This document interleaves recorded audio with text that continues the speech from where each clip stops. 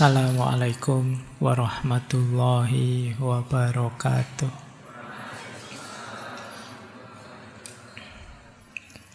Bismillahirrahmanirrahim. Alhamdulillahi rabbil alamin. Assalatu wassalamu ala asyrafil anbiya'i wal mursalin, Sayyidina wa maulana Muhammadin wa ala alihi wa ashabihi wa man tabi'ahum bi ihsanin ila yaumiddin. Amma ba'd. Bismillah, mari kita lanjutkan belajar kita ngaji filsafat sebagaimana yang sudah kita istiqomahi di setiap Rabu malam Kamis. Saya tidak tahu ngaji ini hasilnya apa buat teman-teman. Yang penting nawa itu belajar saja, ngaji saja. Hasilnya apa, kita pasrahkan pada yang di atas. Karena bahkan hanya sekedar istiqomah kita dalam kebaikan, termasuk istiqomah kita ngaji, bisa menjadi senjata kita untuk jadi lebih baik. Istiqomah kita, mampu istiqomah itu berarti sudah meningkat kualitas diri kita. Paling tidak kita bisa menaklukkan diri kita, mengalahkan diri kita, mengontrol diri kita. Ini sudah peningkatan yang luar biasa. Jadi kalau teman-teman mungkin ada yang tanya, Pak, saya dapat apa ya, Pak? Saya sudah merutinkan ngaji sekian tahun ini misalnya. Loh, bisa merutinkan ngaji sekian tahun, itu sudah capaian yang luar biasa. Banyak orang yang sulit untuk menata dirinya, mengendalikan dirinya, mengontrol dirinya untuk bisa istiqomah di jalur kebaikan. Maka mari kita syukuri anugerahnya Allah yang berupa istiqomah. Paham atau tidak nantilah. Paham alhamdulillah, tidak paham ya belum rezekinya, gitu aja kan. Sebagaimana orang kerja kadang-kadang ya belum rezekinya. Baik, malam hari ini kita masih di tema krisis.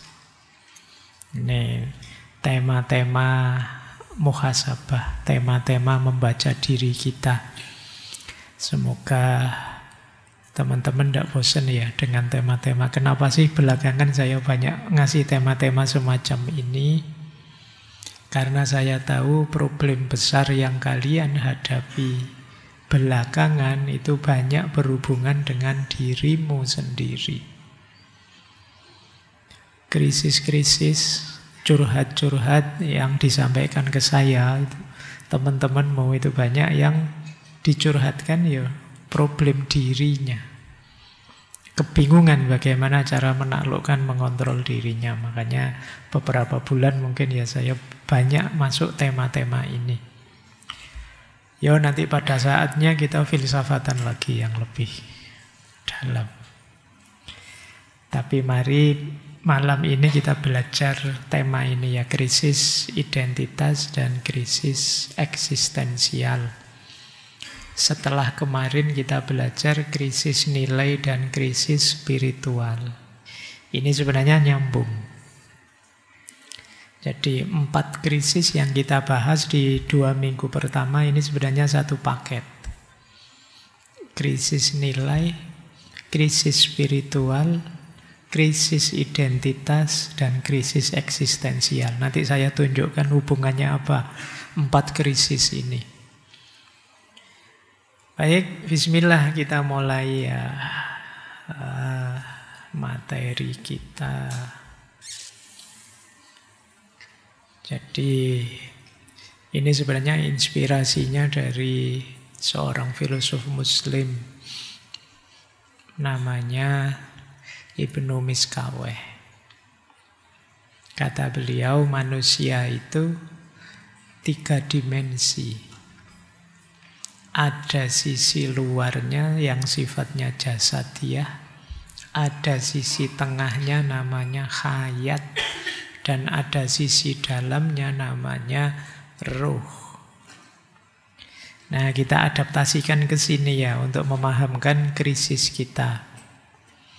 Lapisan luar diri kita menyebutnya identitas. Siapa aku? Apa peran yang harus aku mainkan?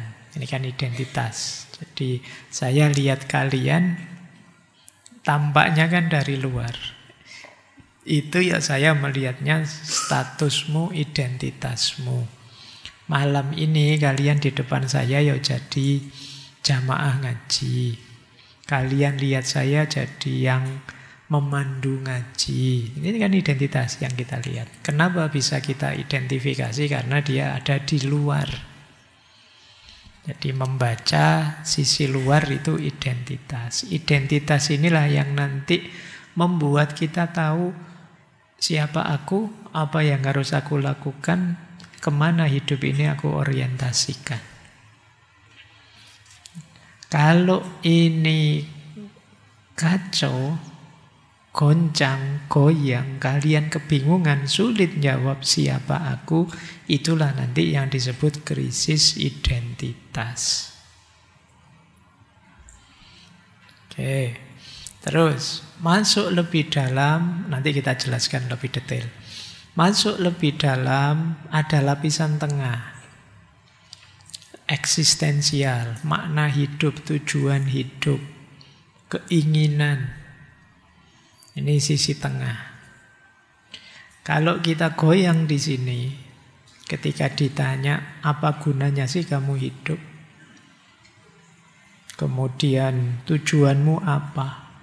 Apa yang kamu perjuangkan dalam hidup ini? Ini kalau kita tidak bisa jawab, kalian bingung, iya ya Pak, apa pentingnya saya ada ya Pak?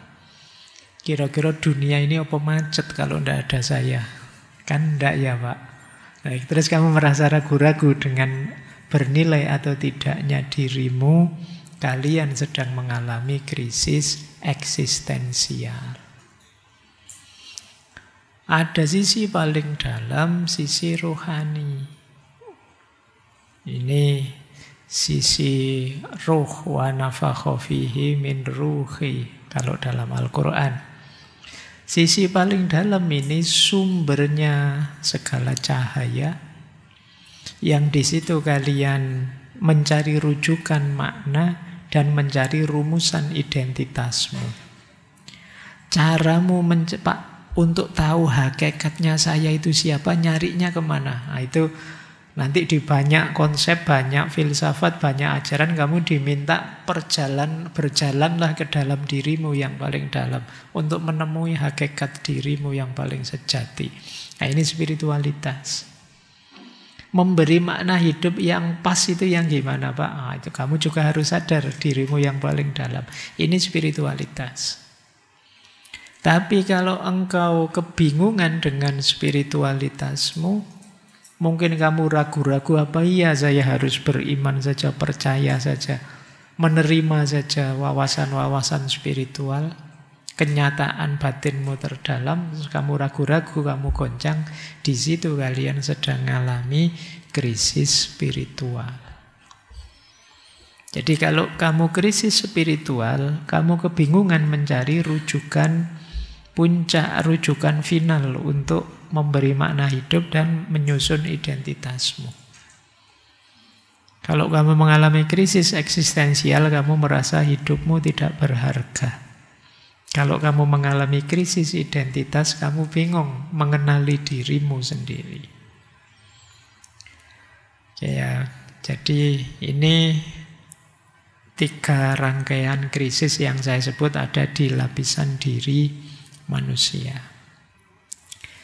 Baik, semoga teman-teman mulai sadar ya rangkaian dan pentingnya 3 aspek ini. Dimensi luar diri, identitas, dimensi dalam diri, eksistensi, dan dimensi terdalamnya diri, spiritualitas. Baik, ini untuk memahamkan peta kajian kita bulan ini. Sekarang kita tengok apa sih Pak secara umum. Nanti sebelum kita bahas satu-satu ya, semoga waktunya mendukung. Kita bahas sekarang akarnya. Kenapa orang bisa mengalami krisis identitas, krisis eksistensi. Oke. Nah, krisis identitas, krisis eksistensi itu biasanya kalau hari ini ya, kita kontekkan saja langsung dengan hari ini.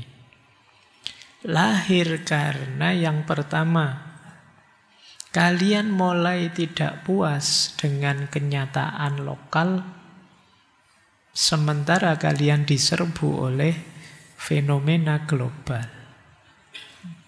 Jadi, budaya luar masuk tanpa kamu filter, budaya yang selama ini kalian jalankan, rasanya kok sudah kehilangan relevansinya. Ini krisis kalian. Lewat medsos hari ini, lewat media hari ini, kalian kan kenal budaya dari mana-mana. Dan itu tidak sadar pelan-pelan menggeser budayamu sendiri. Jadi kalian masih menganggap, iya sih saya orang Jawa, iya sih saya seorang Muslim, iya sih saya orang Timur, masih sih nganggap itu. Tapi kalian merasa, tapi saya tidak se-Jawa itu sih. Saya juga tidak se-Islami itu, saya juga tidak se-Timur itu. Kamu goncang. Disebut Barat ya tidak, disebut Timur ya ragu-ragu. Ini awalnya goncang. Orang menyebutnya kamu teralienasi, kamu asing membaca dirimu sendiri. Aku itu jane apa to ya? Barat nggak barat, timur nggak timur. Jadi disebut religius ya enggak apa, orang kayak saya masuk religius. Disebut setia dengan budaya ya enggak, ngomong Jawa ya pating pecotot berlepotan, enggak iso Pak saya budaya. Aslinya saya juga enggak bisa. Tapi disebut barat ya kok ya enggak pantas. Profilmu, kemudian posturmu, kemudian enggak pantas. Barat enggak masuk. Timur sudah mulai luntur. Kemudian nilai-nilai termasuk agama, kamu juga kurang komitmen. Goncang kemudian. Kamu mau jadi kayak gimana? Kenapa? Ya karena orang itu dia bisa bertindak dengan tepat kan kalau dia sadar statusnya, identitasnya. Tapi kalau dia bingung gimana dia bisa bertindak? Kalian mantep ke sini, kemudian tiba-tiba masuk langsung duduk ambil tempat, bisa menikmati suasana karena kamu tahu kamu di sini posisimu apa, peranmu apa. Saya ya langsung masuk sini, langsung duduk di sini. Saya tidak pakai mikir ini saya di mana ya enaknya. Kita tidak pakai gitu, langsung duduk di sini. Kenapa? Saya tahu identitas saya di sini apa, posisi saya di mana, peran yang harus saya mainkan apa. Tapi begitu kalian kebingungan, puyeng sudah.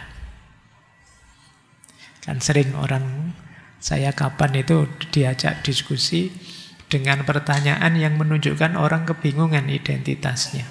Pak, kita itu Indonesia yang Muslim atau Muslim yang Indonesia? Kita itu orang Indonesia yang kebetulan Muslim atau seorang Muslim yang kebetulan Indonesia? Itu pertanyaan yang membingungkan, menunjukkan sedang krisis identitas. Setidaknya di situ kita sedang bingung tentang siapa kita. Nah, itu kalau ketemu Sokrates mesti ditanya lagi. Ya kan, sampai kamu ketemu jawabannya itu, yang kamu maksud Indonesia yang Muslim itu gimana? Muslim yang Indonesia gimana? Itu hubungannya primer sekunder, apa tesis antitesis, apa ayo. Nah, oke, ketemu filsafat tambah ruwet akhirnya. Tambah tidak ketemu lagi. Tapi ini memang situasi dominasi budaya global dan hilangnya lokalitas Jadi akar krisis identitas. Banyak orang kehilangan sense of belonging terhadap tradisinya, bangsanya, agamanya. Ya seperti tadi, kita disebut Jawa juga tidak yakin, disebut Muslim juga mungkin merasa tidak sereligius itu. Disebut orang Timur juga, kita juga tidak paham Timur itu gimana. Disebut Barat kita ragu-ragu, serba ngambang. Yang kedua, akar masalah krisis identitas hari ini banyak dipengaruhi juga oleh budaya pencitraan yang hari ini laris sekali. Jadi media sosial menuntut kita untuk membangun citra. Ya manusiawi sih, orang itu ingin dikenal sebagai dia yang ideal, dia yang baik. Cuma terlalu banyak bermain citra, efeknya apa? Kalian lupa jati dirimu yang sebenarnya. Kalau di psikologi kan ada istilah true self, fake self, dan false self. True self itu kamu apa adanya. Fake self itu pencitraan.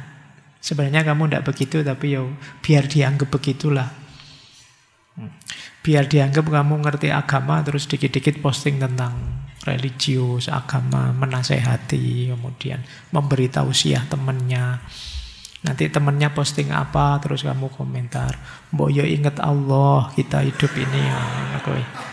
Ya, nah itu padahal kamu aslinya yo sembahyang wae yo sehari 5 kali bolong-bolong nasihati temenmu ingat Allah. Tujuanmu apa? Mencitrakan dirimu biar orang nganggap kamu teman saya yang satu ini soleh banget misalnya. Ini namanya fake self. Kamu sedang memalsu dirimu. Ini juga melahirkan krisis. Ada false self. False self itu diri yang salah. Misalnya kamu tidak ingin begitu sih, tapi lingkunganmu, masyarakatmu, orang tuamu menyuruhmu begitu. Itu namanya false self. Kayak kalian, sebenarnya saya tidak minat kuliah jurusan filsafat, tapi bapak saya senang ngaji filsafat, terus saya dipaksa kuliah filsafat. Padahal kamu tidak mau, terpaksa kamu ke sana. Ini kamu jadinya apa? Dirimu bukan dirimu. Kalau yang fake tadi kamu memang ingin mencitrakan dirimu, tapi false self ini yo kamu terpaksa oleh lingkunganmu, oleh masyarakatmu. Dan yang seperti ini banyak dipengaruhi oleh dunia media sosial. Membuat kita mengalami krisis identitas. Kita jadi bukan aku. Jadi kalian lihat postinganmu sendiri mungkin yo heran, masa aku begitu ya? Mungkin coba ya sekali-sekali nanti kalian baca postingan-postinganmu lama tahun lalu, 2-3 tahun yang lalu. Itu mungkin kamu malu sendiri, terus kadang-kadang ya heran sendiri kok aku sampai begitunya dan lain sebagainya. Baik, yang ketiga, ekonomi yang materialistik, hedonistik. Jadi hari ini kita mendasarkan makna hidup itu pada kepemilikan dan konsumsi. Akhirnya kita mati-matian untuk having, meraih sesuatu, memiliki sesuatu. Bukan being. Kalau being itu bagaimana kita berproses jadi lebih baik. Tapi kita lebih fokus memiliki lebih banyak. Nah, situasi ekonomi yang materialistik, hedonistik ini tentu saja terus melahirkan pertanyaan, ini semua buat apa sih? Jadi membuatmu asing juga tentang dirimu, tentang kehidupanmu. Aku kok seserakah itu? Aku kok seabsurd itu? Apa sih gunanya aku gonta-ganti HP tiap tahun itu misalnya? Kok ya tiap ada yang versi baru terus pingin dapat lagi. Jadi ini kesadaran tentang hidupmu yang selama ini banyak terpengaruh oleh mentalitas sekitarmu yang sekedar having, kalau bahasa filsafatnya ya, bukan being. Kita merasa berharga kalau memiliki, terus kita mati-matian ingin punya segala sesuatu. Begitu kita punya, terus bingung. Terus mau apa? Mati-matian ingin punya rumah, begitu punya rumah, sudah tidak ada rasanya. Ingin punya mobil, punya sih mobil. Dibeliin bapak sih motor, begitu punya motor rasanya hilang. Kenapa? Ya kita kemarin tidak dalam berpikirnya, apa sih makna ini semua. Kemudian tentu saja di antara akar krisis itu hilangnya orientasi spiritual. Kita mengalami spiritual vacuum, kita hampa spiritual, hampa rohani kita. Kalau kita ngomong Tuhan, terus orang kritik kita, alah dikit-dikit Tuhan, dikit-dikit agama. Terus kita pelan-pelan jauh dari ranah spiritual. Seolah-olah kalau kita mengaitkan hidup kita itu dengan yang transenden, yang spiritual, terus rasanya kita ini kurang modern. Rasanya kita ini modern itu kan berpikir rasional, Pak. Ngapain dikit-dikit Tuhan, dikit-dikit agama. Kita tidak sadar bahwa ada sisi spiritual dalam diri kita. Pada akhirnya justru kita jadi terasing dengan diri kita sendiri. Kita justru merasa hampa, ada yang hilang. Dan itu banyak dialami oleh Barat awal modern. Yang nanti peradabannya antara lain dicirikan dengan orientasi sekuler. Jadi ini juga membuat kita mengalami krisis identitas, krisis eksistensial. Kita lanjutkan. Terus, apalagi hari ini, ini kalian tiap hari membahas ini kan AI. Terus nasibnya manusia gimana? Kalau di mana-mana AI. Teknologi dan kecerdasan buatan yang menggeser manusia. Ini kalau teman-teman ingat dulu ya, kita pernah membahas, mungkin dicek ya, kita pernah membahas Donna Haraway yang bilang bahwa manusia itu seperti cyborg.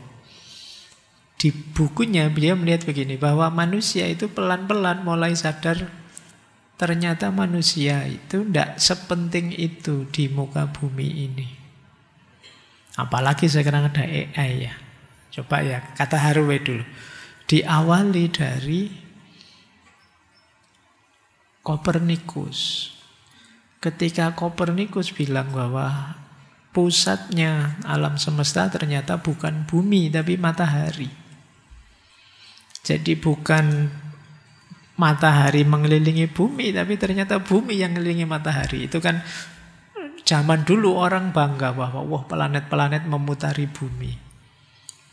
Tapi begitu Kopernikus datang, ternyata enggak.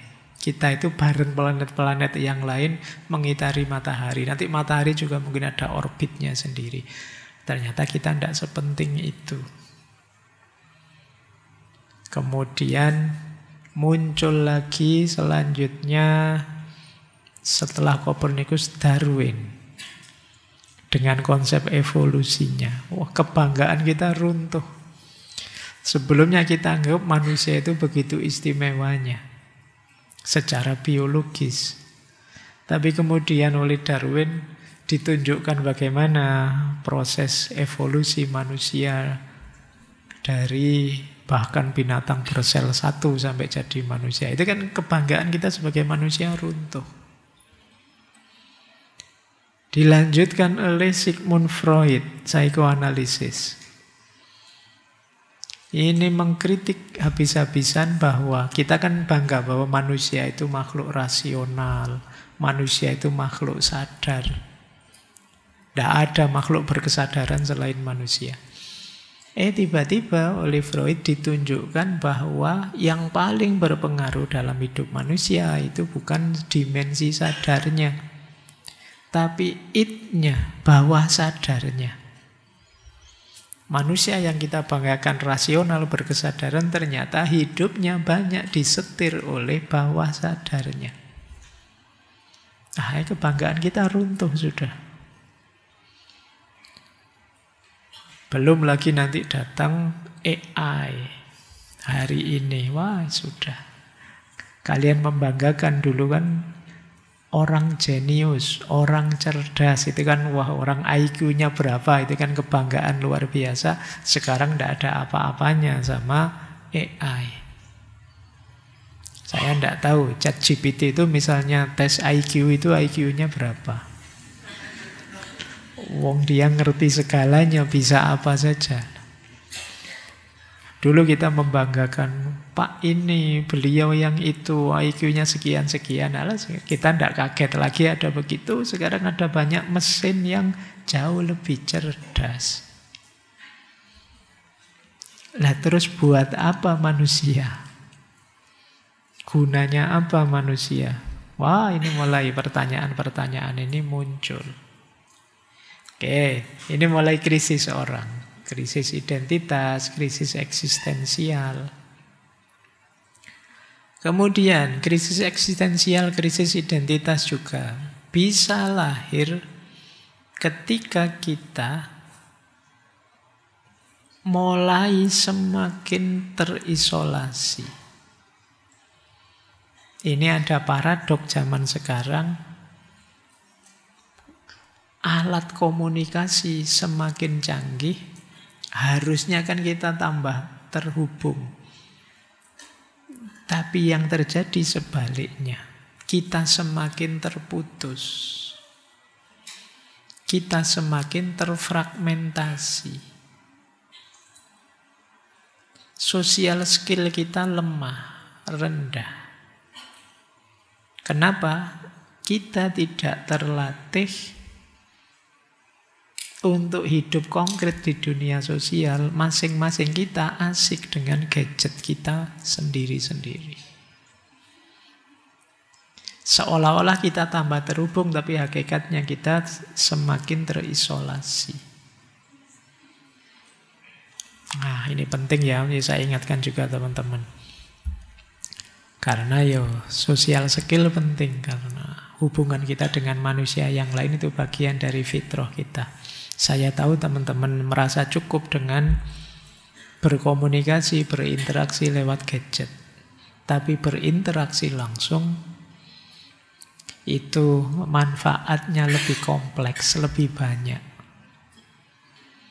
Kalau sekedar jarak jauh, mungkin kalian tidak terbiasa membaca emosinya orang, menghargai gestur, memahami isyarat, itu kalian tidak paham.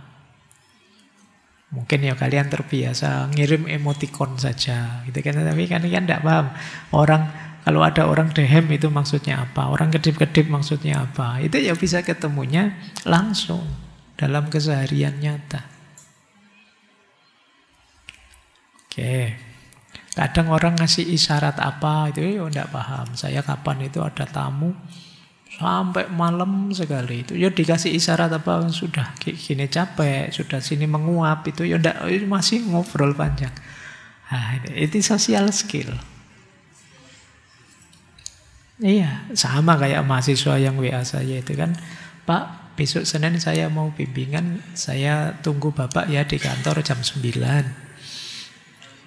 Dia merasa itu sudah sangat sopan, itu sudah. Dia tidak sadar merintah dosennya hari Senin jam 9 ke kantor. Loh, itu social skill. Kemampuan berkomunikasi, berinteraksi. Nah, yang kayak gini itu teman-teman harus juga menguasai.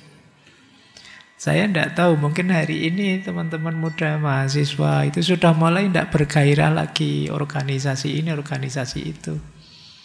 Ya mungkin terdaftar tapi aktif males sudah. Kenapa? Lebih asik main gadget. Itu bahan refleksimu hari ini, silahkan. Apa ya kamu begitu? Kalau tidak ya jangan marah. Tapi ini fenomena banyak di mana-mana. Kalian kesepian secara eksistensial. Oke ya, apalagi zaman seperti sekarang sudah. Saya khawatirnya lama-lama mindsetmu sepenuhnya mindset algoritmanya media sosial. Yang ingin to the point, serba cepat, serba dan lain sebagainya. Kayak ngaji ini mungkin ya. Kalau ada yang ngaji ini kan sebenarnya basisnya ngaji langsung, kita ketemu langsung. Yang nanti direkam dimasukkan di YouTube. Terus dipotongi di mana-mana. Nah, ya biar saja, tidak apa-apa, yang penting manfaat. Tapi masalahnya mungkin kalau algoritmamu, nalarmu, mindsetmu sudah sepenuhnya algoritma medsos, ngaji seperti ini itu sudah sangat tidak menarik. Panjang lebar 2 jam ngomong ngalor ngidul itu bagi kamu asik. Mbok yo to the point mau ngomong apa tuh Pak Faiz itu kan mana? Ya kan? Bila perlu kamu, sudahlah Pak Faiz, tidak usah panjang-panjang, sini PowerPoint-nya tak copy gitu aja kan beres. Ya kan? Mindsetmu sudah begitu sekarang. Padahal ya mungkin maka tadi saya bilang ya pengalaman istiqomah, pengalaman berinteraksi langsung dengan orang itu menurut saya hari ini penting. Saya membayangkan kamu nanti kalau punya anak ndak telaten kalau pas anakmu baru belajar ngomong terus ngomongnya banyak. Alah sudahlah nak, to the point saja, ndak usah. Kamu tidak terlatih tahan mendengarkan orang banyak ngomong. Itu makanya kemarin pas sesi apa itu saya bilang kadang-kadang ada temenmu curhat, kamu ingin segera ngasih nasihat saja. Padahal temenmu belum selesai. Kalau sudah aku paham maksudmu, aku langsung ngomong terus. Padahal dia bukan masalah kamu paham atau tidak, dia cuma ingin meluahkan, menyampaikan isi hatinya, tapi kamu ya kesusu motong ingin segera ngasih tausiah. Ini efek itu tadi algoritma medsosmu. Mulai ya kalian coba pertahankan dimensi kemanusiaan terakhir ini, jangan sampai tergerus oleh medsos, tergerus oleh dunia digital. Kalau tidak salah minggu depan kita perpanjang ya bahas ini.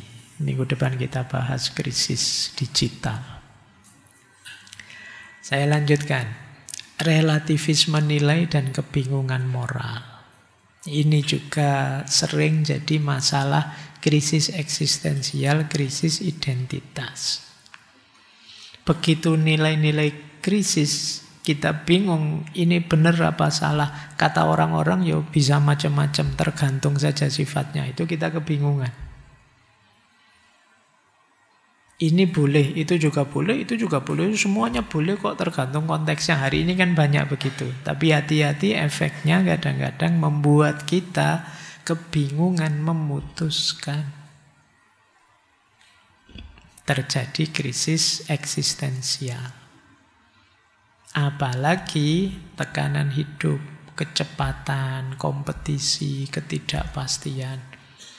Kita lelah.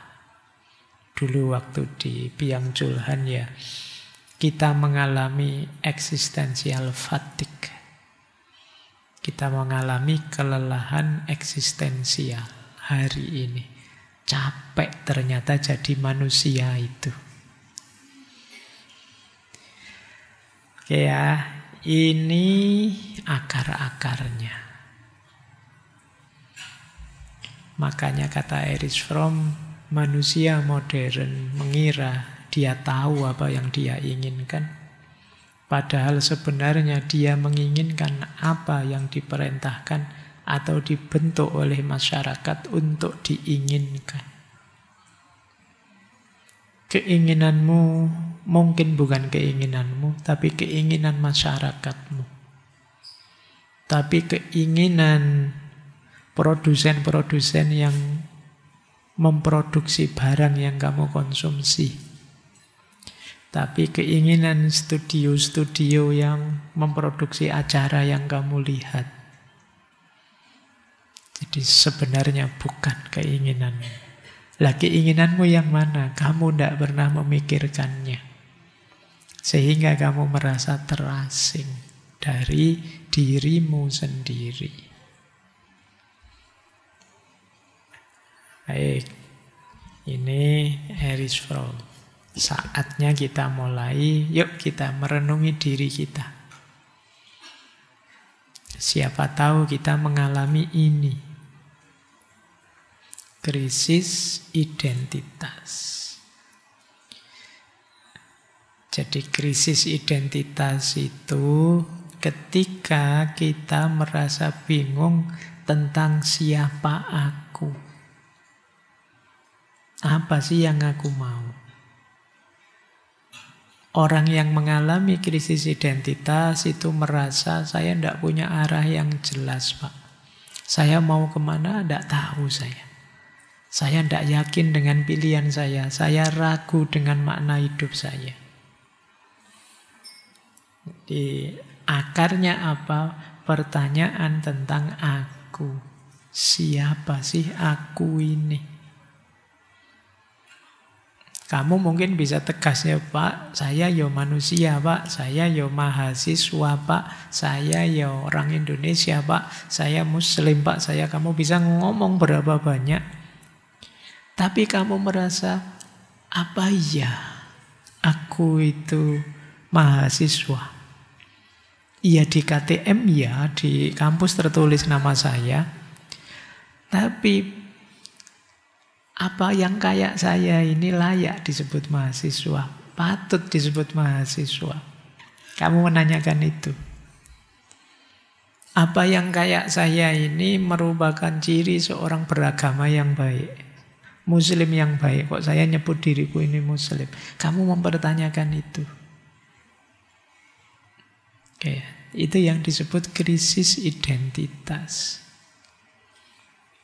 Kamu selalu bertanya, who am I?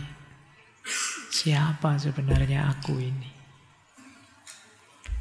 Iya sih, saya beraktivitas, saya melakukan ini itu. Tapi saya belum paham sepenuhnya apa aku ini. Siapa aku ini. Nah ini, saya tidak tahu kalian mungkin pernah mengalami fase itu. Ketika kalian mengalami itu, itulah yang disebut krisis identitas. Cirinya ada 5 krisis identitas itu. Yang pertama, ketika kalian bingung jati dirimu. Pak, saya sudah bisa menjawab, Pak. Saya itu ini. Tapi kok saya ingin jadi yang berbeda dengan yang ini, Pak. Itu juga krisis identitas.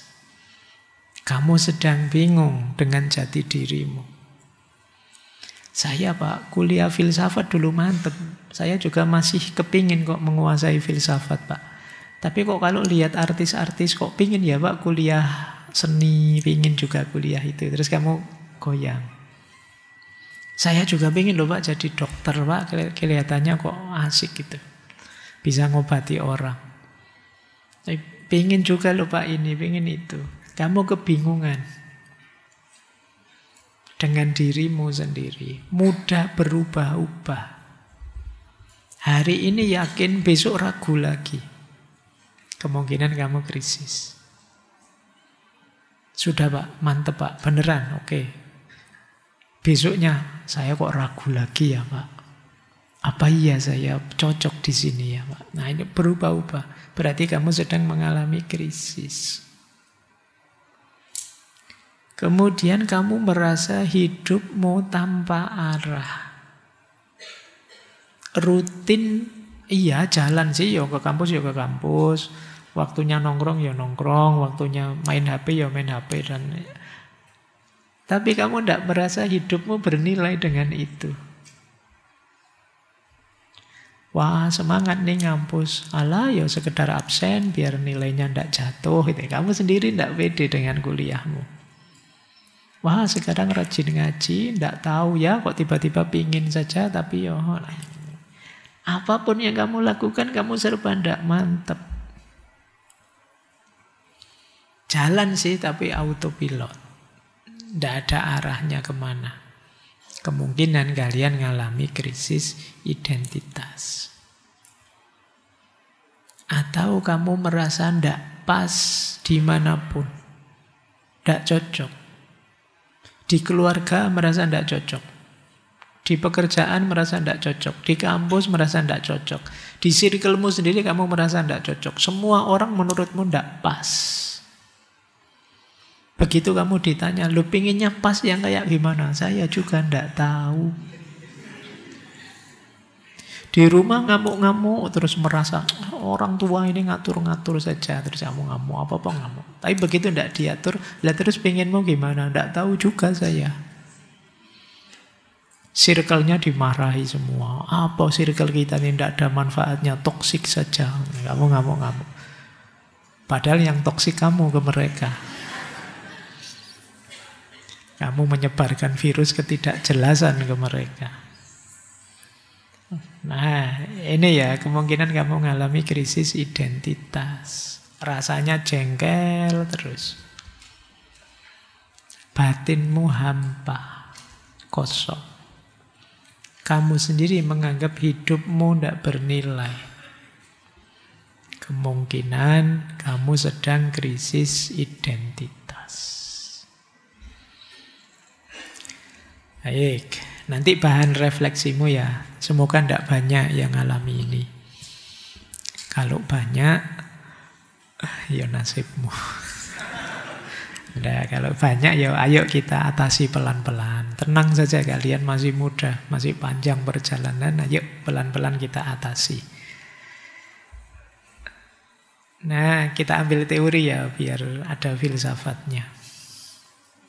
Ada beberapa teori yang menarik tentang krisis identitas ini. Saya ambilkan pertama dari James Marcia, Identity Status Theory. Teori status identitas. Ini sebenarnya skala untuk mengukur sejauh mana sih kita ini mengalami krisis identitas atau tidak. Kalau di teorinya Marcia ini dilihat dari dua aspek. Eksplorasi, apakah kita sedang mencari makna hidup. Dan yang kedua komitmen, apakah kita sudah menetapkan. Yang paling rendah levelnya adalah identity diffusion. Kalau ini masih bingung. Jadi belum mencari dan juga belum punya arah. Ini level pertama. Biasanya kalau ditanya, kamu siapa, mau kemana, tujuan hidupmu apa? Ya jawabannya saya tidak tahu siapa aku, mau kemana, tujuan hidupku apa. Nanti ditunggulah biar waktu yang menjawab. Nah, kalau jawabanmu begitu, kamu ada di level yang paling rendah. Kamu masih bingung. Ada naik satu level, namanya foreclosure. Foreclosure itu isinya sudah punya identitas, tapi ikut saja ke orang lain. Dia tidak mencari, pokoknya ikut saja. Alah, aku ikut orang tua sajalah. Biar diurusi yang tinggi-tinggi itulah. Ya, ini namanya kamu pasrah saja. Ini level 2. Jadi identitas yang bukan kamu cuma ikut. Ini nanti berpotensi melahirkan false self, diri yang palsu. Kamu hanya ikut orang lain. Ada yang ketiga itu moratorium.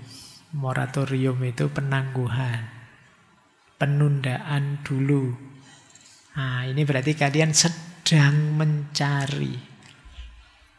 Kalau ditanya, menurutmu engkau siapa? Sebentar, saya ini masih proses, masih nyari, masih baca-baca, masih diskusi, masih refleksi, masih menjelajah ke sana, mengeksplorasi ke sini. Ini berarti kalian sedang di level 3, moratorium. Level 1, 2, 3 masih belum ada identitas sebenarnya. Di level 4 lah kalian mencapai identitas. Identity achievement, pemerolehan identitas. Kalau ini pencarianmu sudah sukses, sekarang aku tahu siapa aku dan sejauh mana nilai diriku dan makna hidupku. Ini identity achievement. Oke ya, sekarang kalian cek dirimu masing-masing. Kalian ada di yang pertama, masih belum punya Pak. Atau di yang kedua, foreclosure. Kalau di level 2 ini, saya ikut saja kata ustadz saya Pak. Saya ikut saja kata guru saya Pak. Pimpinan saya Pak. Kalian ada di yang kedua. Atau belum Pak, saya belum dapat tapi masih mencari. Itu yang ketiga. Atau sudah dapat. Kalau sudah dapat kalian ada di yang keempat, yang paling tinggi. Kalau masih belum mikir sama sekali Pak, ya di bawahnya yang paling bawah. Saya masih tidak peduli Pak tentang itu, ngapain sih Pak ruwet-ruwet mikir kayak gini. Mungkin sebagian besar begitu. Tapi tadi loh, kalau kalian tidak masuk ke sini, efeknya kamu kelelahan, efeknya kamu kebingungan, efeknya kamu merasa hidupmu tidak berarti, hampa. Baik, ini satu teori. Lumayan kalau ada yang sedang nulis skripsi atau tesis bisa dipakai teorinya ya untuk membaca seseorang. Apa orang ini sudah tegas di identitasnya, sudah nemu atau ikut saja dan lain sebagainya. Ada teori lagi yang menarik dari Erik Erikson. Teori ini terkenal sekali, Psychosocial Development Theory. Teori perkembangan psikososial. Kata Erikson,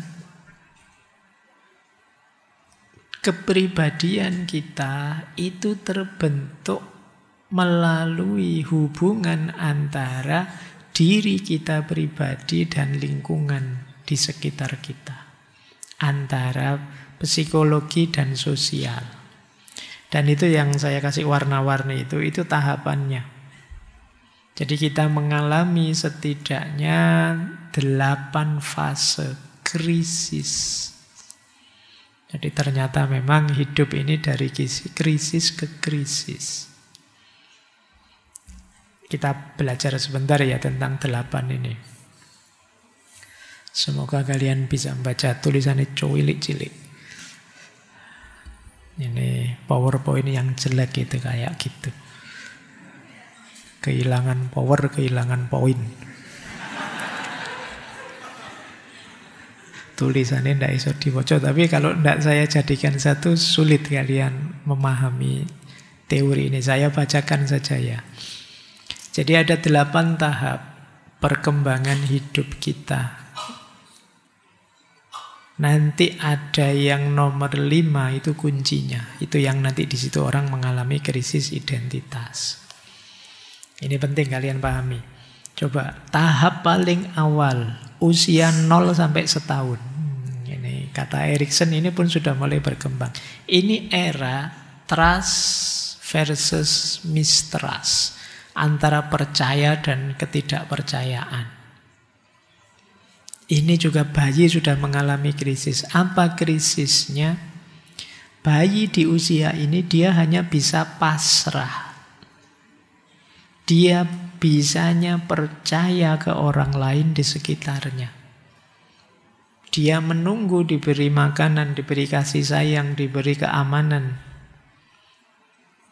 Kalau dia terpenuhi terus-menerus kebutuhan itu, ya dia tumbuh jadi orang yang percaya pada lingkungan sekitarnya.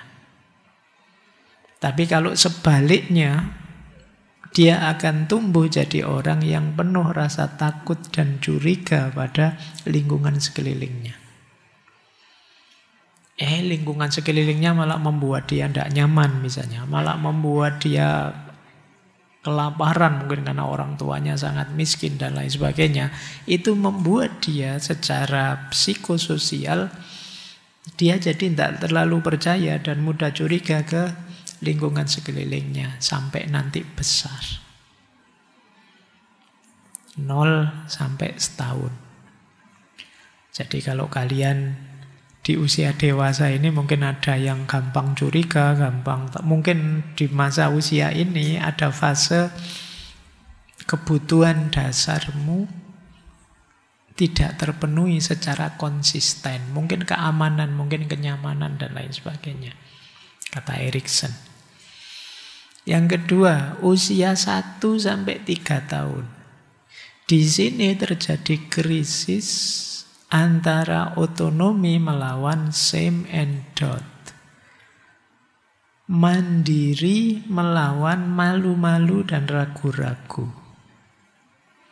Anak di usia ini dia mulai belajar berjalan, makan sendiri, milih sendiri.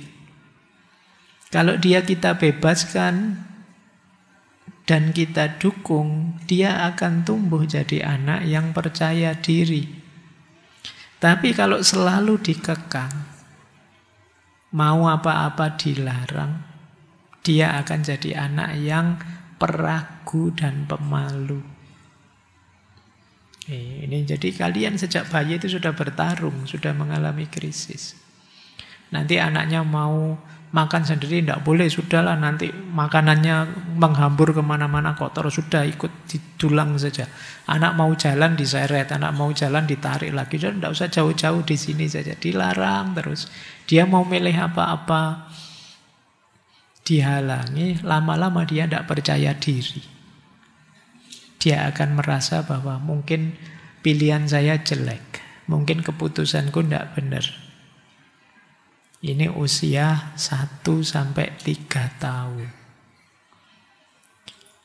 Nanti usia 3 sampai 6 tahun, kata Erikson, ini fase inisiatif melawan guilt. Fase inisiatif dan rasa bersalah, itu krisisnya.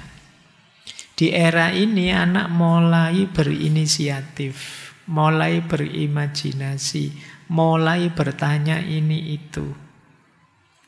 Ini pikirannya mulai hidup. Sampai 6 tahun berarti sampai TK.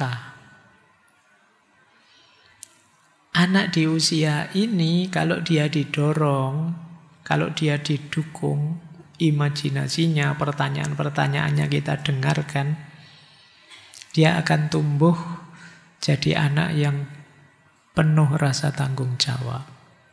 Tapi kalau dia dibantah terus, disalahkan terus, akan tumbuh rasa bersalah dan takut mencoba. Apalagi kemudian, udah nggak usah cerewet, anak baik harus tenang, anteng, diam. Ya sudah. Sejak kecil kita latih itu, jadilah dia anak pendiam. Karena menurut dia, baik itu diam. Apalagi di sekolah, zaman saya dulu sekolah SD itu, kalau mau pulang, yang paling anteng pulang duluan. Nah, jadi terus kita berlomba-lomba diem, mantem. Jadi yang banyak tanya, cerewet itu pulang terakhir. Dan itu tersiksa pasti. Nah ini usia-usia ini. Jadi di usia ini kadang-kadang kita membunuh potensi ilmuwan yang mau lahir. Nanti adikmu tanya ini, tanya itu. Ini apa, itu apa. Terus kamu sebel lagi asik main HP kan. Terus kamu marahin. Udah, enggak usah banyak tanya. Diem saja, anak baik diem. Lama-lama mati dia. Padahal itu harusnya lahir seorang ilmuwan, enggak jadi. Disuruh diem ya. Ilmuwan kan dia banyak tanya. Kita sendiri yang mematikan potensinya. Nanti usia 6 sampai 12, di usia ini dia mulai banyak aktivitas, mulai belajar, mulai punya target tertentu. Bikin ini, bikin itu, main ini, main itu. Anak-anak di usia ini pertarungannya apa? Industry versus inferiority. Kerajinan dan kerendah dirian. Kalau dia kita dukung, kita hargai, entah bikin apa saja gambar misalnya, bagus luar biasa kamu punya bakat gambar, dia senang dihargai, dia merasa punya kompetensi. Biasanya terus tambah rajin. Tapi kalau tidak kita hargai, kita remehkan, kita jatuhkan apa yang dia lakukan, dia akan jadi rendah diri. Gambar kok kayak gitu, gambar apa itu gambar. Harus kita marahi terus. Dia bikin apa-apa kita marahi. Dia akan jadi anak rendah diri. Usia 6 sampai 12 tahun. Baik, ini fase paling penting, 12 sampai 18 tahun. Mungkin di sini ada 1-2 yang 17-18 mungkin ya. Meskipun saya tahu dari wajahnya sudah 20 ke atas kalian. Nah, di fase inilah seorang anak mulai bertanya siapa aku, nilai-nilai tujuan hidupku. Kalau di fase ini sukses, dia mendapatkan identity. Kalau gagal, dia akan mengalami role confusion. Kekacauan peran, dia kebingungan. Disinilah krisis identitas. Anak bingung mendefinisikan dirinya. Siapa aku? Tujuan hidupku apa? Ini berarti sekitar sampai SMA ya. Itu bahkan ada yang bilang nanti usia-usia ini biasanya nakal-nakalnya. Iseng-isengnya, usil-usilnya. Karena di fase ini mereka sedang melakukan eksplorasi apapun yang mendukung pencarian jati dirinya. Oke, mungkin termasuk yang kemarin viral bolak-balik ya, kelite, itu usia-usia ini. Dia sedang kebingungan mendefinisikan dirinya. Mengalami role confusion. Saya jadi siswa kok kelihatannya tidak cocok di sekolahan, dimarahi terus sama guru-guru. Nilaiku juga jelek. Di rumah orang tua tidak peduli, tidak pernah tanya-tanya apa-apa. Di masyarakat aku dianggap anak nakal saja. Dia kebingungan dengan perannya. Ini fase paling krusial antara identity and role confusion. Tugas kita untuk membantu dia menemukan siapa dirinya, apa tujuan hidupnya. Biar mendapat identitas yang kuat. Terus, ini usia kalian kalau ini. 18 sampai 40-an. Intimasi melawan isolasi. Keintiman dan keterasingan. Di usia-usia ini kalian mulai menjalin hubungan, membuat jaringanmu sendiri, circlemu sendiri. Alternatifnya 2. Kalau sukses, kalian akan punya banyak teman dan bahagia. Kalau gagal, biasanya kalian terus menarik diri, menganggap dirimu tidak bakat bergaul, dan merasa kesepian. Ini fase ini saya tidak tahu kalian merasa gagal atau sukses di sini. Kan kemarin banyak tanya lebih suka sendirian apa bareng-bareng yang lain. Ternyata sebagian besar bilangnya Saya lebih suka sendirian loh Pak. Kemungkinan kamu gagal di fase ini. Jadi kalian di fase ini sebenarnya mulai belajar berinteraksi dengan orang lain, menjalin hubungan yang lebih dalam. Nah, biasanya kalau gagal terus jadi terisolasi. Naik satu level lagi usia hidupmu, 40 sampai 65. Saya ada di sini. Generativity melawan stagnation, produktivitas melawan stagnasi. Di fase ini biasanya orang ingin berkontribusi, mungkin lewat karyanya, mungkin lewat anak-anaknya, atau membantu secara sosial. Biasanya kalau gagal di sini orang merasa hidupku tidak berguna. Hidupku hampa, tidak ada artinya. Ini fase 40 sampai 65. Terakhir, 65 ke atas. Ini mungkin kakekmu mungkin ya. Integrity melawan despair. Integritas melawan keputusasaan. Di usia ini orang biasanya menilai hidupnya. Kalau dia bisa menerima, saya syukuri hidupku sepanjang tahun kemarin. Alhamdulillah saya sampai di titik ini. Biasanya ya terus muncul damai, dia hidup dengan bijaksana. Tapi bisa juga sebaliknya despair. Isinya kekecewaan, ketidakpuasan dengan hidupnya. Bahwa saya tidak puas dengan hidupku, menyesal kemarin kenapa memutuskan ini, memutuskan itu. Terus dia putus asa, dia menyesal. Itu despair. 65 ke atas. Jadi teman-teman, hidup kalian sejak usia 0 sampai 65 ke atas itu berjalan dari krisis ke krisis. Mau tidak mau seperti inilah kisah hidupmu.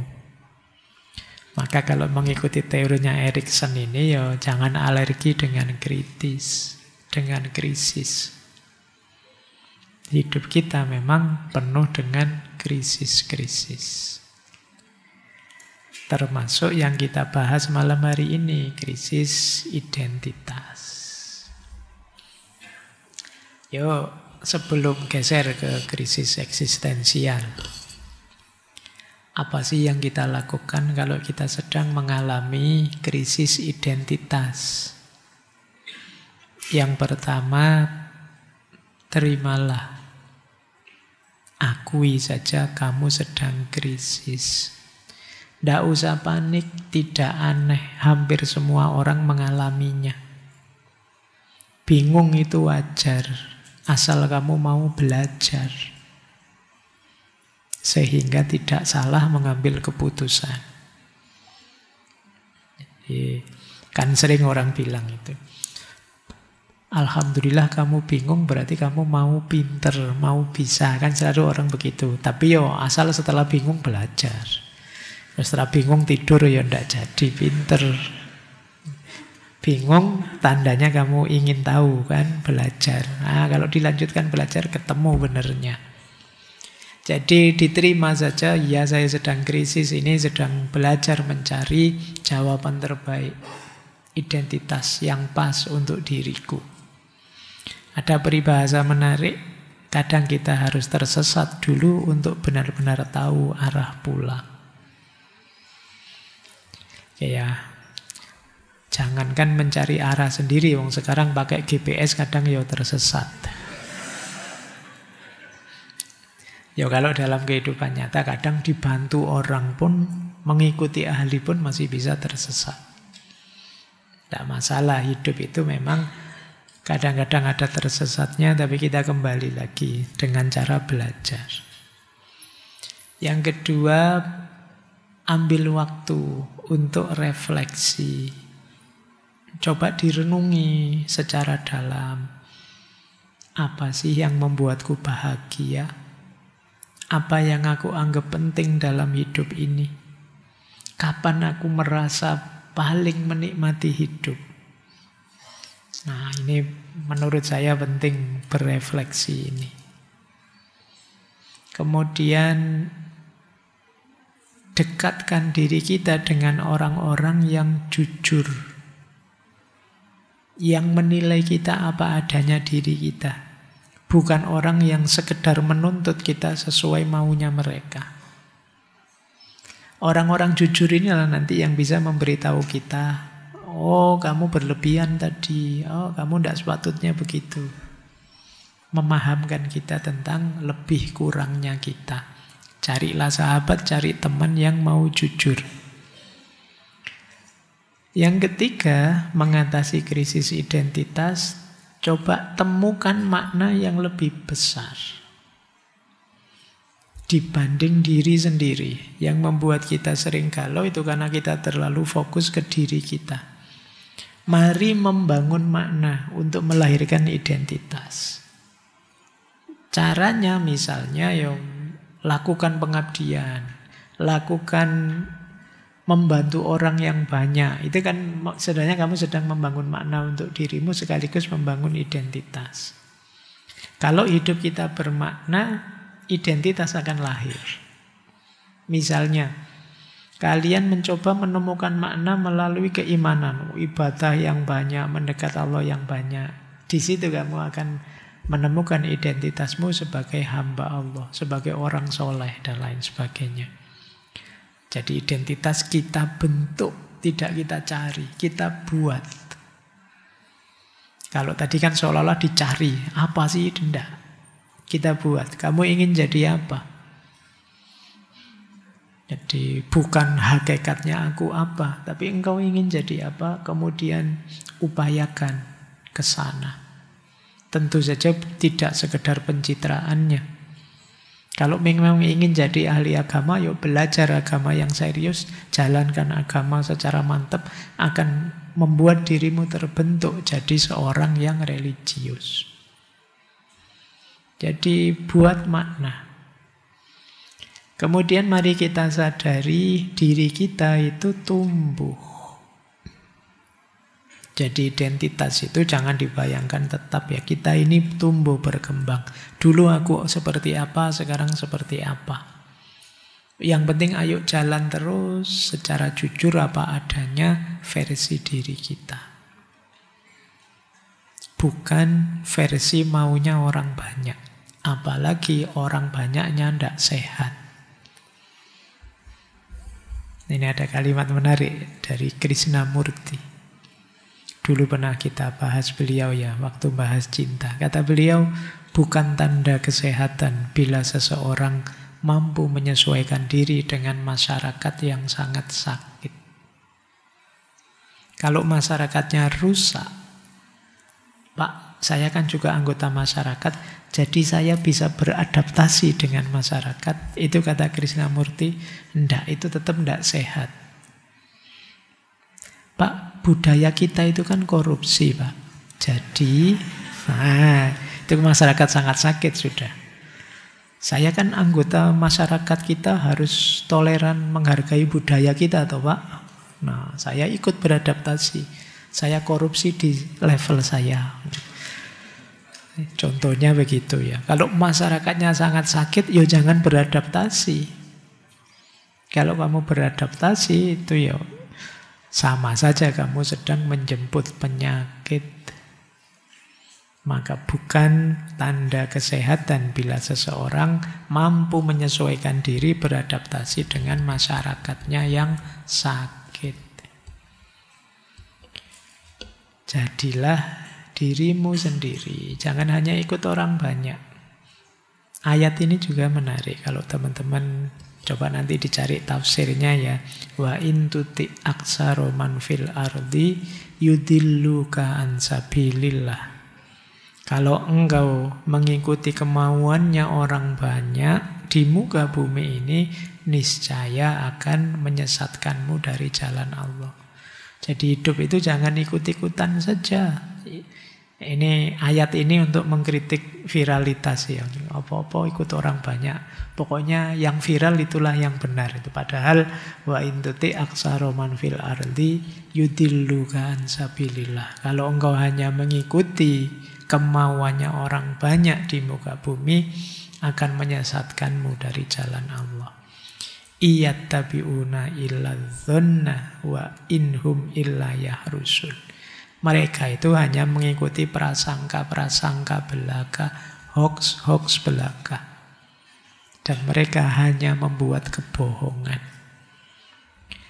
Oke, ayat ini rasanya cocok sekali ya dengan zaman sekarang itu. Kalau bahasa ulumul Quran ini ijaznya Al-Quran.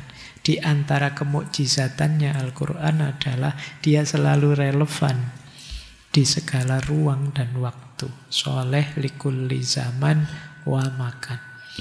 Mungkin mufasir zaman dulu tidak membayangkan ayat ini relevan dengan hoax, relevan dengan post-truth. Zaman itu belum post-truth, belum kenal hoax, tapi sekarang relevan sekali.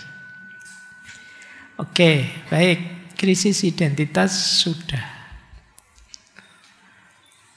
Sekarang masuk ke yang kedua. Ternyata masih satu ya kita. Waktunya sudah mepet. Krisis eksistensial. Kalau krisis eksistensial itu gambarannya begini. Batin kita yang goncang ketika kita mempertanyakan makna, tujuan, nilai keberadaan kita. Krisis ini isinya adalah pertarungan antara aku yang hidup dan untuk apa aku hidup. Ini krisis yang penting. Para filosof seperti Søren Kierkegaard, yang Paul Sartre, Viktor Frankl menggambarkannya sebagai momen kesadaran yang menyakitkan namun menentukan. Ketika manusia menyadari bahwa hidupnya tidak otomatis bermakna, bahwa makna itu harus ditemukan, tidak diwariskan. Kalau masih bingung, ini saya jelaskan sedikit bedanya ya. Kalau krisis identitas itu bingung tentang diri sendiri, siapa aku?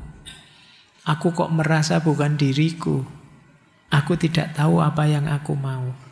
Tapi kalau krisis eksistensial itu bingung tentang makna hidup. Untuk apa aku hidup? Apa artinya hidup ini? Ini sebenarnya satu rangkaian. Krisis identitas mengantarkan biasanya membawa orang pada krisis eksistensial. Karena begitu orang kehilangan jati diri, dia mulai mempertanyakan mengapa dia hadir di dunia ini. Jadi ini satu rangkaian ya, meskipun beda maksud. Begitu kita krisis jati diri kita, pada akhirnya juga akan membawa pada krisis eksistensial. Ciri-cirinya. Ini saya agak cepat ya. Yang pertama, pertanyaan mendalam tentang makna hidup. Kalian mulai bertanya, untuk apa saya hidup? Apa tujuan semua ini? Apa artinya penderitaanku selama ini? Mengapa aku harus berlelah-lelah seperti ini? Apa gunanya kuliah, ngaji, menghabiskan duitnya orang tua itu? Apa sih maknanya? Ini kalian mulai bertanya itu berarti sedang mengalami krisis eksistensial. Yang kedua, hidup rasanya hampa. Rasanya hilang arah. Hal-hal yang dulu menyenangkan sekarang flat saja.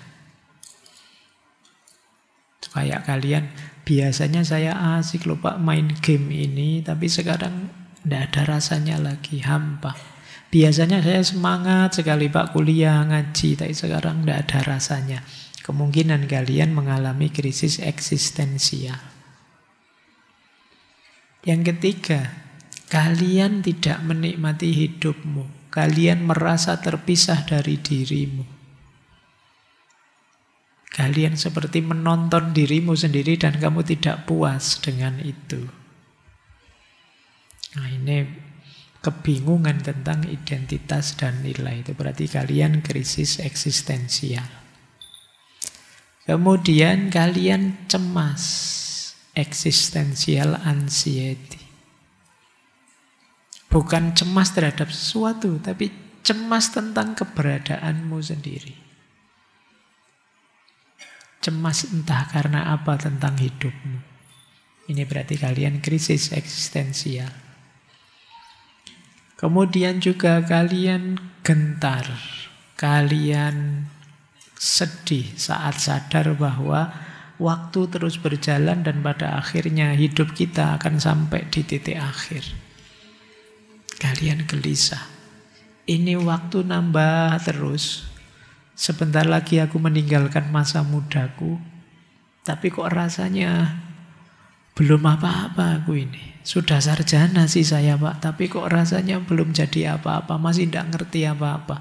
Sudah kuliah S2 sekian tahun saya Pak, tapi masih ngeblank saja, rasanya masih hampa saja. Kemungkinan kalian mengalami krisis eksistensial. Kemudian kalian merasa muak dengan dirimu sendiri yang penuh topeng. Kalian ingin jadi dirimu. Mungkin kemarin ada banyak topengmu, topeng prestasi, topeng pekerjaan, topeng status. Yang sekarang menurutmu tidak penting lagi. Ngapain aku harus acting seperti itu? Jangan-jangan selama ini kita belum jadi diri kita sepenuhnya, kita hanya acting saja. Di depan dosen kita acting jadi mahasiswa yang baik. Di depan orang tua kita acting jadi anak yang baik. Tanpa kita paham maknanya, tanpa kita sadar sepenuhnya tentang apa yang kita lakukan itu. Itulah krisis eksistensial. Nah, ini jauh lebih dalam. Kalau tadi identitas, sifatnya luar diri, hubungan dengan luar. Kalau ini sudah sangat ke dalam. Ayo kita tengok sebentar pendapatnya para filosof ya. Ini hampir semua sudah pernah kita bahas. Yang pertama Kierkegaard. Kata beliau, krisis itu terjadi ketika manusia terlalu sibuk dengan dunia, melupakan sisi rohani spiritualitas dirinya. Padahal dimensi eksistensial manusia itu berhubungan dengan Tuhan. Jadi krisis terjadi karena kita terlalu sibuk dengan dunia, tidak lagi terhubung dengan Tuhan. Kita hanya ikut arus orang lain. Ini Kierkegaard. Yang kedua, Sartre. Yang Paul Sartre. Kata dia, krisis itu terjadi karena manusia dikutuk untuk bebas. Jangan dikira kebebasan itu membahagiakan. Kebebasan itu menakutkan. Kita hidup ini tidak paket jadi. Kita harus memutuskan, milih, kemudian menjalankan sesuai pilihan kita dan siap menanggung resikonya. Dan itu mengerikan kalau di Sartre. Jadi terus kita cemas, kita takut jangan-jangan saya salah milih. Kok ya berat harus nanggung akibatnya. Nah, di sini terjadi krisis eksistensial. Makna hidup ini harus kita buat, kita bentuk. Nanti kalau kita salah memberi makna, ada efeknya apapun, kita harus siap menanggung. Dan ini tidak enak. Lebih enak kan paket jadi itu ya wis pokoknya begitu tinggal dijalani. Tapi manusia kan tidak. Maka kata sastra kan manusia dikutuk untuk bebas. Kebebasan itu kutukan. Karena begitu kita diberi kebebasan berarti kita harus milih sendiri, menentukan sendiri hidup kita. Berarti juga kita harus siap menanggung apapun efeknya. Dan ini berat. Disinilah krisis eksistensial. Ada lagi kamu. Dulu pernah kita bahas beliau tentang absurdnya hidup ini. Hidup ini memang absurd, kata kamu. Kita mencari makna kemana-mana dan dunia tidak memberi kita makna. Dunia diam saja. Pasnya gimana kita juga tidak tahu.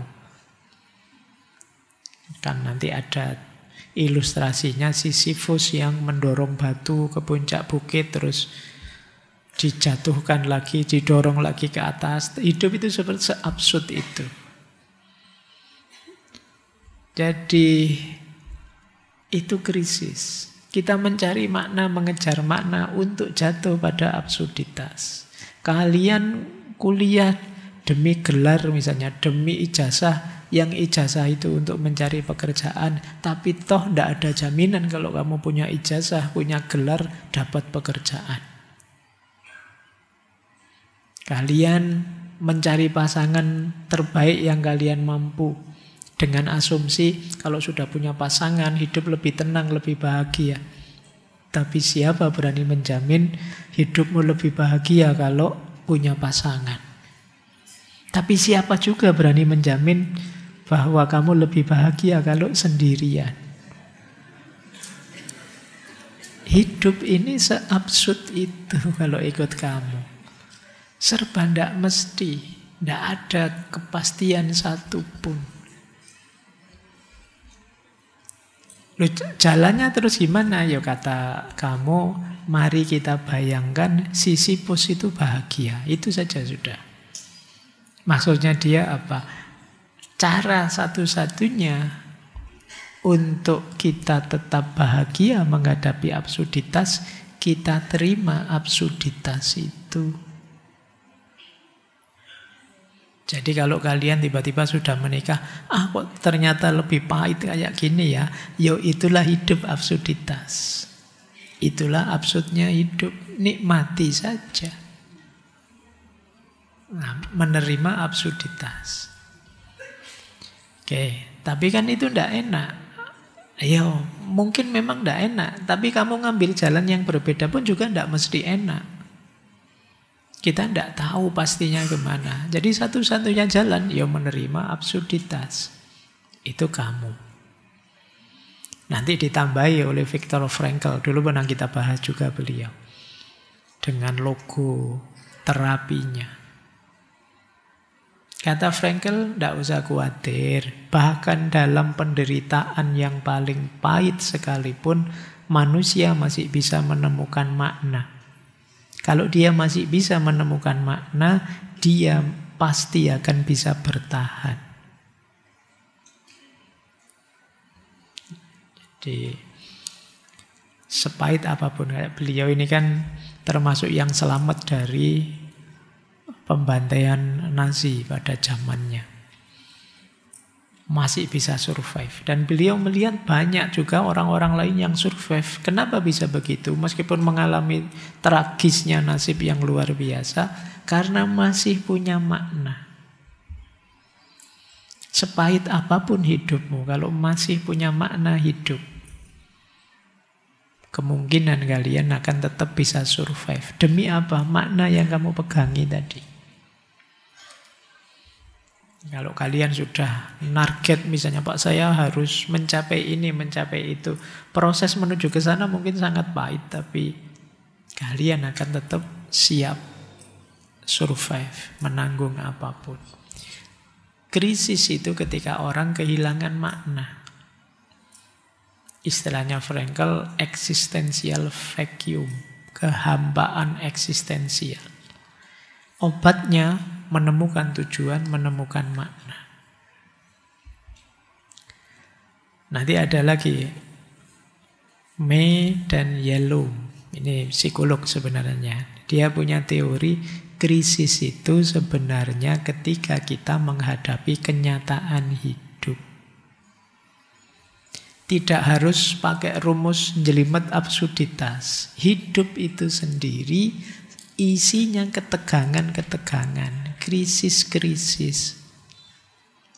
Setidaknya menurut mereka berdua ada 4 hal yang mau tidak mau membuat kita cemas. Yang pertama apa? Kematian. Hidup kita kan berakhir di kematian dan itu mencemaskan. Yang bisa datang tiba-tiba. Yang kedua seperti Sartre tadi, kebebasan. Kebebasan itu mencemaskan. Karena orang bisa salah memutuskan, salah jalan. Yang ketiga, kesendirian. Hakikatnya kita hidup itu sendiri. Tidak ada, meskipun kalau waktu pacaran bilangnya aku siap sehidup semati, tidak bisa. Kita lahir sendiri, nanti hidup mati juga sendiri. Jangan dikira mati bersama membahagiakan itu. Mati bersama biasanya peristiwanya tragis. Mungkin kecelakaan, mungkin apa. Sendiri-sendiri saja aman.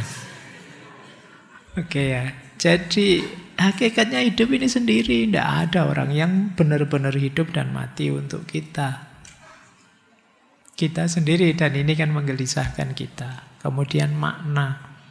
Makna ini kan harus kita cari, harus kita bentuk. Menghadapi 4 ini, itulah nanti kita ketemu krisis eksistensial. Tapi tidak masalah. Kalau kita bisa menaklukkannya, kita akan jadi lebih dewasa, lebih dewasa. Ada juga Carl Rogers. Kalau ini seperti saya ilustrasikan tadi ya. Hidup krisis itu karena hidup yang tidak otentik. Jadi krisis terjadi ketika diri sejati, apa yang kita rasakan, apa yang kita yakini, tabrakan dengan diri ideal. Diri ideal itu apa yang diharapkan oleh orang lain, diinginkan oleh orang tua kita, dimaui oleh dosen-dosen kita. Itu diri ideal. Kamu harus begini, kamu harus begitu. Nah, ini diri ideal. Ketika itu tabrakan dengan diri sejati, aku ingin ini, aku ingin itu. Itulah krisis eksistensial. Tadi ya, melahirkan false self. Kalau kita terlanjur false self, ayo berjuang untuk jadi diri kita sendiri. Baik, jadi ada beberapa filosof tadi ya, 6 filosof. Ini yang terakhir ini, 2 terakhir belum kita bahas, tapi 4 sebelumnya sudah kita bahas di ngaji filsafat. Ya kapan-kapan kita lanjutkan di tokoh-tokoh terakhir ini. Saya lanjutkan. Ada kalimat menarik dari Frankl. The existential vacuum manifests itself mainly in a state of boredom. Kehampaan eksistensial itu manifestasinya secara umum adalah kondisi kebosanan. Ini menarik kata Frankl. Orang yang mengalami krisis eksistensial, yang merasa hampa eksistensial, itu ciri utamanya sebenarnya bukan depresi, tapi kata dia apa? Kebosanan. Kayak kalian kalau bosan itu loh, jenuh itu loh, kan terus jadi males. Orang yang hampa eksistensial itu males hidup. Bosan. Hidup kok gini-gini aja ya. Nah, itu bosan dengan hidupmu sendiri. Jadi kenapa bosan? Karena kamu tidak punya arah. Karena kamu tidak ada yang ditarget dalam hidup. Biasanya orang yang mengalami kebosanan ini terus mencari hal-hal semu. untuk mengatasi kebosanannya. Misalnya, nyari hiburan berlebihan. Nonton YouTube terus. Netflix tidak selesai-selesai. Nonton drama Korea, satu judul ganti judul yang lain, ganti judul yang lain. Kamu nyari hiburan terus-menerus, kemungkinan kamu sedang bosan dengan hidup. Atau konsumsi berlebihan, atau pencitraan berlebihan, atau target pencapaian-pencapaian dangkal. Jadi pencapaian dangkal itu ya entah apalah kamu target apa yang sebenarnya tidak penting sama sekali. Tapi kamu tetapkan untuk dirimu. Setelah ngaji, saya harus maju duluan salaman yang paling nomor 1 dengan Pak Faiz misalnya. Padahal itu loh, ngapain kamu target wong yo, kamu kapan saja salaman yo bisa, ndak harus nomor 1 juga bisa. Tapi kamu sering iseng kayak gini, mencari capaian-capaian dangkal. Entah apa, kalian ngerti sendiri ya, kamu sebutnya hal-hal remeh, hal-hal receh itu. Nah, kamu target. Itu kemungkinan kamu bosan dengan hidup yang sangat serius. Kenapa kamu bosan dengan hidup serius? Kamu hampa eksistensial. Pinginnya hiburan terus. Yang dicari komedi terus, dagelan terus. Nah, kemungkinan kamu lelah di hidupmu yang sejati.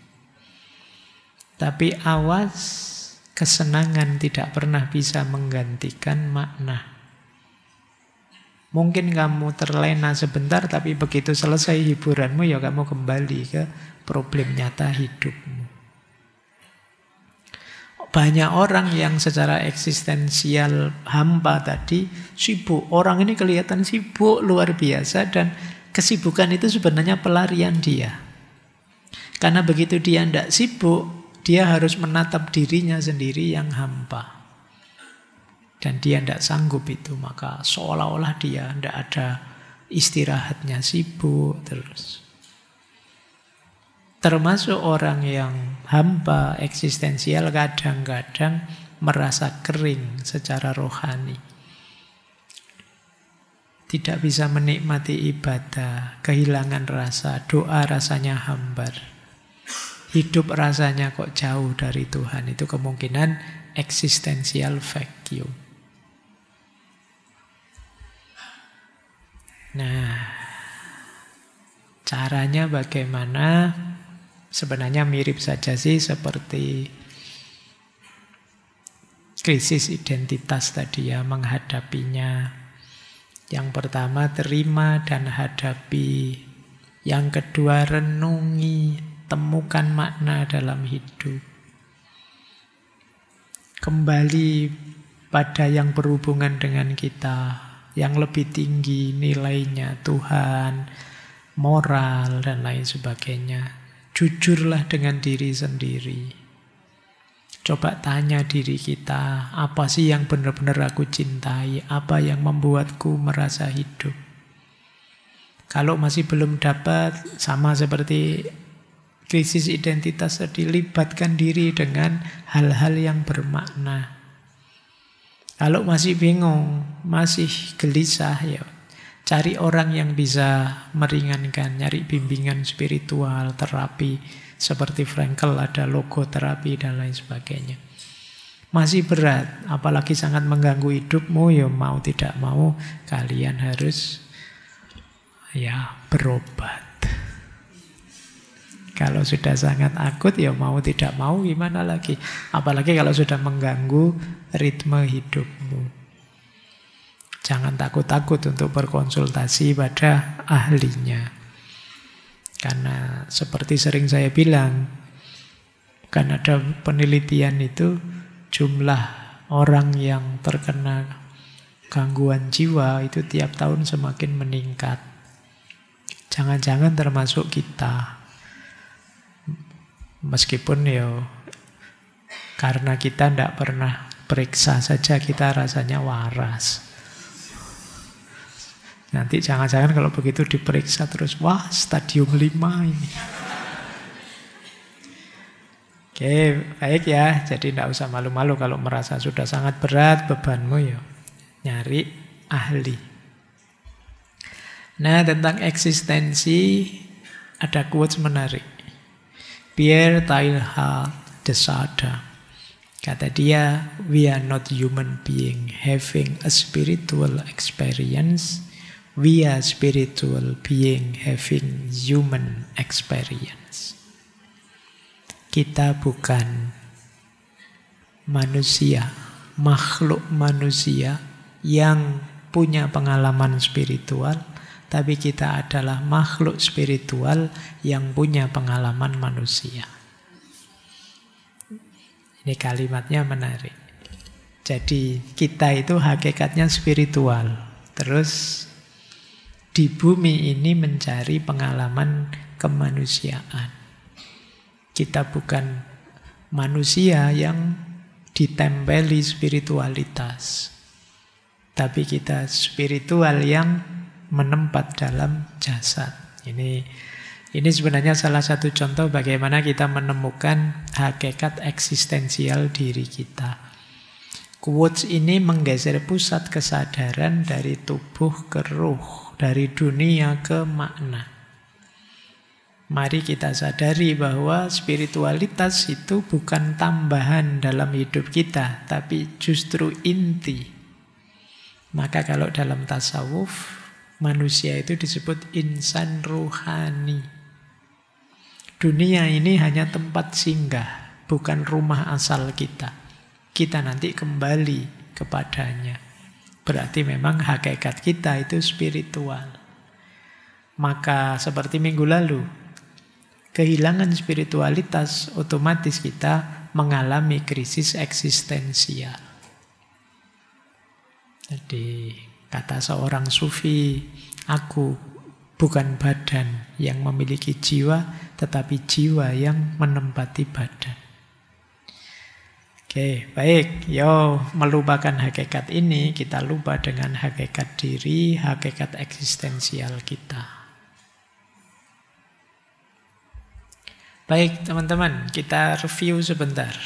Sebelum minggu depan kita lanjut ke krisis digital. Ini nyambung minggu kemarin ya. Kalau kita sambungkan dengan minggu lalu, krisis diri kita, krisis manusia ini, berarti kan ada 4. Yang pertama krisis nilai, yang kedua krisis spiritual, yang ketiga krisis identitas, yang keempat krisis eksistensial. Ini kalau diibaratkan pohon, makanya di situ pohon krisis namanya. Diawali dari krisis nilai. Krisis nilai ini kalau dihubungkan dengan pohon itu seperti tanahnya.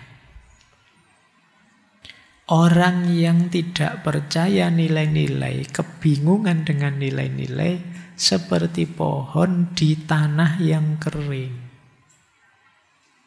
Kalau tanahnya kering, ya dia tidak akan bisa menumbuhkan tumbuhan, menumbuhkan pohon itu secara segar, secara sehat.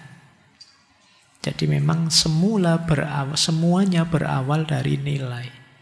Kalau kita krisis nilai, berarti ya kita akan kesulitan menghadapi krisis-krisis selanjutnya.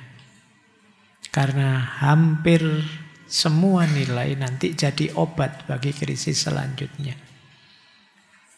Maka pastikan kita tidak mengalami yang awal ini, krisis nilai. Krisis nilai seperti minggu lalu ya, kita kebingungan mana benar, mana salah, mana baik, mana buruk.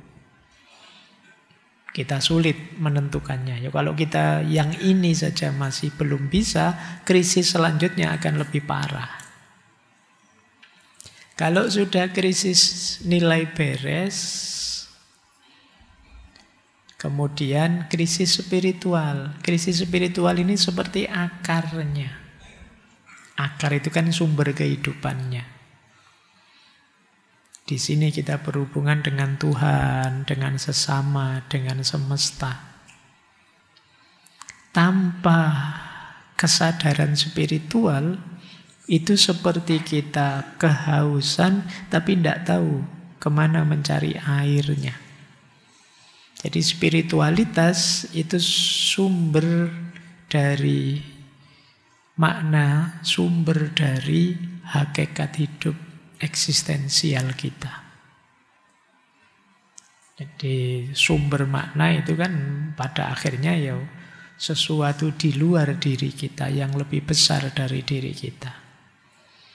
Makanya krisis spiritual itu seperti akarnya. Krisis spiritual itu kan, spiritual ada di dalam. Sama seperti akar, dia tidak kelihatan. Tapi kalau akar ini rapuh, kalau akar ini rusak, ya sampai nanti tumbuhannya berkembang juga rusak. Maka pastikan kita tidak mengalami krisis nilai, pastikan juga kita tidak mengalami krisis spiritual. Kemudian batangnya, batang ini kita gambarkan sebagai krisis identitas. Jadi batang ini kan yang menunjukkan siapa aku, yang paling kelihatan. Tapi kalau tanahnya kering, akarnya rapuh, batangnya juga tidak akan kuat, akan goyah. Aku tidak lagi jelas bentuknya. Ini krisis identitas sudah. Siapa aku, apa mauku, tidak jelas. Ini seperti batang yang goyah. Kenapa terjadi itu? Karena lupa akar spiritualnya. Kenapa bisa lupa akar spiritualnya? Karena tanahnya kering. Kita meragukan nilai-nilai. Kita kebingungan dengan mana benar, mana salah, mana baik, mana buruk. Kalau sudah krisis identitas, maka puncaknya adalah krisis eksistensial. Seperti daun yang layu. Kalau tanahnya kering, akarnya rapuh, batangnya goncang goyah, daunnya juga akan mengering layu. Ini seperti buahnya. Jadi hidup rasanya hampa, tidak berarti, tidak ada artinya. Punya segalanya tapi masih terasa kosong saja. Ini krisis eksistensial. Jadi teman-teman, ini 4 ini satu paket. Krisis nilai seperti tanah yang kering. Krisis spiritual seperti akar yang rapuh. Krisis identitas seperti batang yang goyah. Krisis eksistensial seperti daun yang layu. Kalau kita mengalami 4-4-nya, alamat sebentar lagi gugur. Kalau tidak diurusi dengan serius. Maka sembuhkanlah. Krisis bukan berarti tanda pohon pasti mati, tapi panggilan agar kita mengelolanya kembali. Jadi ini cara menyembuhkannya. Berarti apa? Yang pertama, ayo kita kembali menata nilai-nilai. Diawali dari nilai. Mana baik, mana buruk, mana benar, mana salah. Mari kita mulai meyakininya, memedomaninya sebagai dasar hidup. Kemudian yang kedua, mari menyadari sisi spiritualitas diri. Bahwa hidup ini tidak hanya materi saja, kita berhubungan juga dengan di luar diri kita. Biar jadi sumber ketenangan hidup, kita sambungkan diri dengan yang spiritual. Kemudian mari menemukan jati diri kita, identitas sejati kita. Jadi biar apa? Biar kokoh hidup kita. Orang yang tidak tahu identitasnya, tidak sadar jati dirinya, ya tidak bisa melakukan apapun. Seperti flash disk yang belum diformat. Kalau tidak ada identitasnya, kalian isi apapun, seberkualitas apapun datanya, kalau flash diskmu belum diformat, ya masuk ke dalam, hilang dia. Apalagi flash disk yang murah-murah. Tulisannya 500 giga, isinya 2 giga. Diformat langsung hilang semua, sudah datamu. Oke ya. Jadi itu identitas pentingnya. Kalau sudah identitasmu jelas, kamu tegas, bisa menjawab siapa aku, jalani hidup ini dengan bermakna. Disitulah kamu merasa ada, kamu merasa penting, kamu merasa eksis. Ada gunanya saya hidup. Kalau identitasmu masih bermasalah, kamu sulit untuk hidup bermakna. Wong kamu tidak tahu siapa dirimu, apa kemanfaatan yang bisa kamu bagi ke sekelilingmu. Dan di antara sumber identitas itu ya kamu harus paham spiritualitas. Karena bagian terdalam dirimu itu sisi spiritualitasnya. Untuk bisa menemukan spiritualitas terdalam dirimu secara tepat, kalian harus sadar nilai. Mana benar, mana salah, mana baik, mana buruk. Jadi ini satu rangkaian. Kalau beres di 4 krisis ini, insya Allah kalian lebih mudah menjalankan hidupmu, lebih bahagia dengan pemahaman yang lebih dalam tentang dirimu. Baik ya, ini materi 2 minggu terakhir ini, semoga jadi bahan refleksinya teman-teman.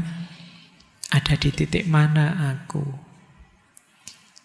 Tidak usah merasa, Pak, apalah saya, siapalah saya. Kalian merasa rendah diri, merasa tidak berarti, tidak bermakna, dan lain sebagainya. Setiap diri kalian itu bermakna.